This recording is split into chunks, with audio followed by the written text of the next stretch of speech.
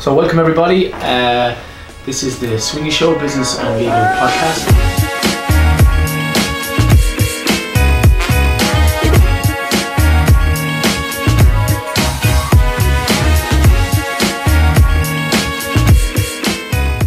And joining us here today is Jason O'Shaughnessy of DATUM Architecture Studio. Jason is an architect who deals with first-time buyers and people who might be renovating homes and extending homes, and he's here to talk to us about the process that's involved. So Jason, you're very welcome. Thanks David, nice to be here. Thank you. So I suppose just want to give us a little short intro about yourself and who you are, what you do and what your company provides. Yeah, so we're called DATUM Architecture Studio. We've been established for about 4 years now. And doing all sorts of projects, a lot of residential at the moment, and have been for a number of years. Some more intense than others in terms of where they might be based. Some are more sort of city centre muse types houses. Some are more houses in the kind of countryside, in Galway in a Victorian walled garden, up in Kildare in an open type of terrain. So quite sort of varied. So yeah, we're kind of a young and kind of creative practice, I would say. Very good. So if I was, say for example, I'm from West Cork and I'm married, just for example, not myself personally, but yes. Sorry, I'm married, not from West Cork, yes. and I'm not married to a farmer's daughter. Yes. And my wife's parents kindly give us a site, Greenfield site. We think there's planning available on it.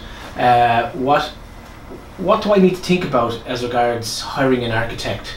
Or what's the process I need to go to from the very early stages? Say the site has now been transferred over, yes. To the daughter of the farmer. Where do we go from there? Yeah, so what you want to do is kind of think about the type of architect you want to work with. Okay. And the RIAI, who are the instituting body for architects, or the professional body, they have a list of architects on their website, you know, who generally work within the area, or you might want to kind of go further afield into a different county altogether. But they break it down county by county. Yeah. So once you've identified maybe a number of architects you want to work with, either in that way or through word of mouth. Is it essential that the architect is in the area you want to Not live in? necessarily, no. Because you might have a friend or someone that uses the architect before and come recommend very it. much so. So the likelihood is, you know, it'll be through a family member, a friend, or you'll see something kind of published by an architect. And most of them are happy to sit down and meet you, or I'll send you one of their portfolios, which will include a range of their work. And that begins the sort of, I would say, the selection criteria, the selection process, and the relationship with the architect. And are those first consultations, are they free? Do they come with a charge? Is it specific to that specific architect himself, or their charging policy? Or? Yeah, I mean, most architects will meet you to discuss your outline sort of vision for the property for your project, and it is your project that we talk about. Often it's free. If you're traveling, maybe, you know, if you're traveling for a number of hours, there may be sort of a small charge on that. Okay, and so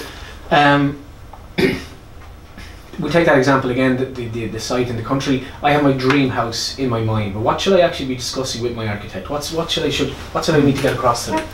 Yeah, there's probably a number of things, and maybe we're probably now at quite a sophisticated stage in terms of people selecting materials, selecting designs. You know, people have travelled quite a lot, they're reading quite a lot, they're seeing other things quite a bit. Yeah. So they want to kind of think about, I would say, the first thing they watch Dermot Bannon and things like that.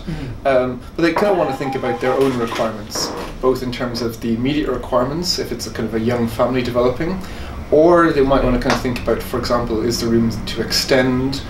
Can they work in stages, budget dependent? And then really in terms of, are they kind of getting, in terms of their idea for their dream house, is that really matching up to the possibilities that are there with the particular site, in terms of orientation, in terms of sort of prospect, i.e. the view that you have from the house, and things like that. And then planning is always a consideration.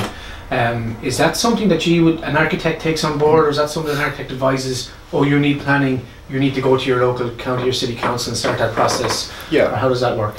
So the architect really kind of comes in at the very beginning.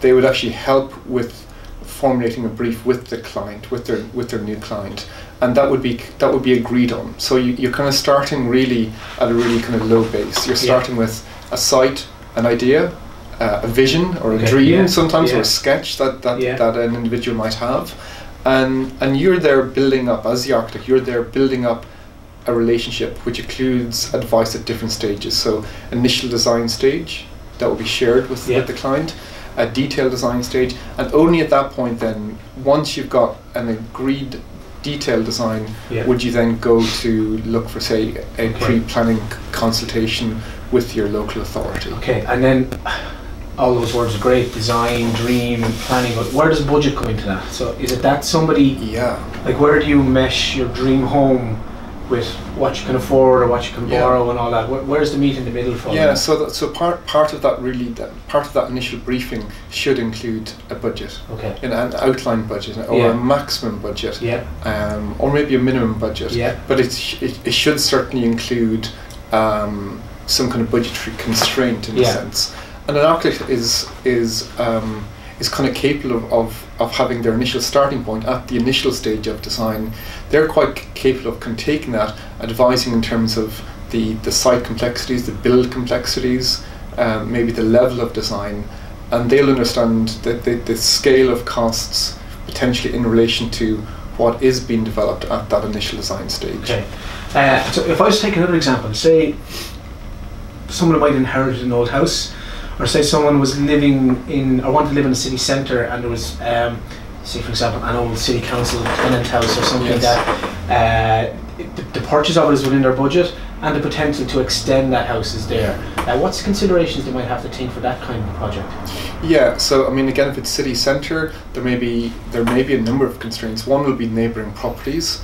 One will be whether they want to seek planning permission, or whether it can be, the extension can be achieved within an exemption. Okay.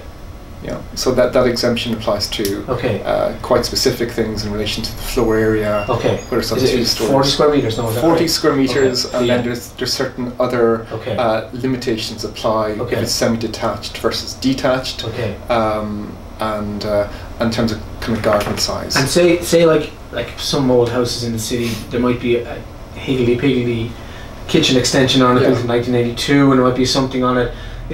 Does those structures there take up your planning allowance, or if they're knocked and you build them within it, or is that a question for a planner, or is that a specific issue? No, your architect should be able to advise on those types of situations, on the constraints, should we say, of what is understood to be exempt. And if there was a question, detailed question like that, it's likely that your architect would go to the planning authority and seek their final advice on the matter before proceeding. So say we've gone on to the RIAI, so that's the architects body in Ireland. That's right. And we found 2 or 3 architects in the locality. We've contacted them all. One we weren't too impressed with, 2 we met, and we came down and we chose one, got on really well. So, and we've agreed on our budget, we've agreed on, I suppose, our design. What's the next part, or like, does the relationship then stop with the architect a month down the line, or is the architect there all the time till the build, or do they help choose the builder? Is there a quantity surveyor involved? Yes. Or what's the extent of the architect's relationship? So from the initial meeting to the day the house gets finished and the carpets are down and they move in and everybody's happy. So the RIAI have a really good document. It's called Working with Your Architect. Working with your architect. And that sets out the stages. So your architect is there from the initial meeting, the consult. They'll share their portfolio of ideas with you, and once that proceeds, then you're not contractually bound to complete with the architect. And some people, if they're self-builders, they might go up to maybe what's called a tender stage.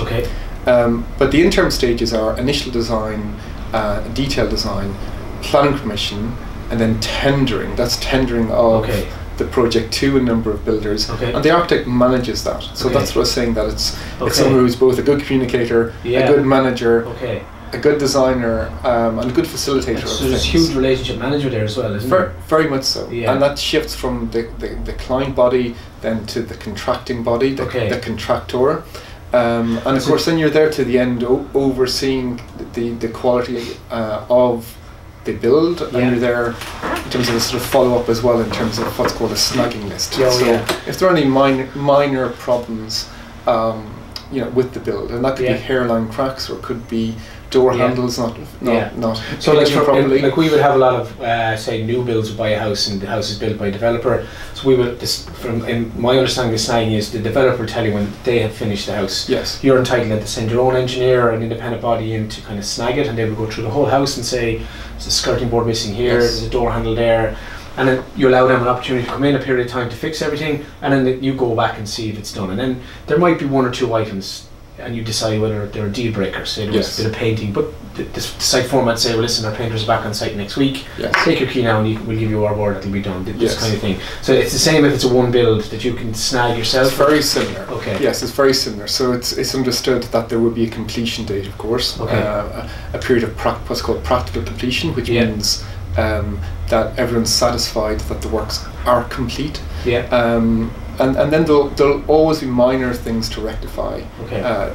In the case of a once-off build, it could be things maybe where skirting boards aren't meeting, or there's some tiling that wasn't fixed properly. So down to detail as that, you want someone to have a perfect home at the end of it. Absolutely. Absolutely. I mean, they've kind of paid for it. It's been overseen, and then after that, they're really minor. They're really somewhere between aesthetic and finishes. But then there's also what's called a defects liability period, then, which is contractual. It's legally understood, which is for 12 months after the build. Okay. And that protects the client. Okay. And who has that insurance? The builder or the architect? Who holds that insurance? That's within the contract. Yeah. Oh, right, okay. That's within the contract. Because I think on a new build, it's home bond documentation will guarantee your structure for 10 years. So that's another element to just for a one-off build, is it? Yes. Okay. And then just on, I suppose, like that quality assurance. So like as an architect insured then himself, or like how does that work? Yes. Or like if there's, say, because sometimes plans change on site. Like you might have an idea at the start, but they might go to ground for I don't know, I'm not a builder, but say the builder says we can't actually put that wall here for whatever reason, or something happens. So what happens if there's an anomaly on site? Is it the builder, he makes a call on the day, maybe the architect wasn't available, is it that your drawings are the Bible, and then any diversions from that, whoever decides to make an independent decision away from the drawings, and then that's not what the client wants, or maybe the structure of the house is now affected, is that how that works? Or I mean changes shouldn't really occur on site unless they're instructed by the architect. Okay. So effectively the architect is managing the contract on behalf of the client with the building contractor. Okay. So whilst one might have an informal relationship with the contractor as a client, and the relationship might be great, and it should be, it should be good anyway. Any changes really should be directed by the architect. Okay. So it shouldn't be kind of spur at the moment. So as an individual or as the house owner, your reassurance should be once everything's gone through the architect. Very much so. And when I use even the term, architect, or where we use the architect in that case, that could mean, for example, that the architect would be channeling information from the engineer. Okay. A project engineer, a structural engineer potentially. Very good. So really, on larger or more complex projects, you're kind of dealing with what's called a design team. Okay. Okay. So that's really good. That's really informative. So if when I engage my architect, what are the typical costs of an architect? Or is that like saying how long is a piece of string? Obviously it's project dependent, but is there a generic or a general idea or a ballpark that some person might be able to expect to pay as a percentage of the overall cost, or how does that work? Yeah, generally speaking, there is no mandatory fees published for architects. They're not set as minimums or maximums. Like the RIAI, again, they do publish an average over the last 6 years. Okay. And that will give you an indication based on project value, i.e. the overall cost of the project, less VAT Okay. of what the architects would start out as being Yeah. their percentage Okay, fee based okay. on the building contract. Okay. So Excellent. And if anybody wanted to contact you at your company, how would we go about doing that? Or yeah, so it's DATUM Architecture Studio Okay. at gmail.com. and I think we're going to try put that up on the screen here somewhere. Sure. So Okay. yeah. Okay. Well, listen, Jason. Thank you very much for your No time. problem. It's been a pleasure. And it's been really informative. So if any first-time buyer or new build needs an architect, contact Jason. Great. Thank you very much. Thank you. Thank you. Cheers. Please say I had the cord pressed.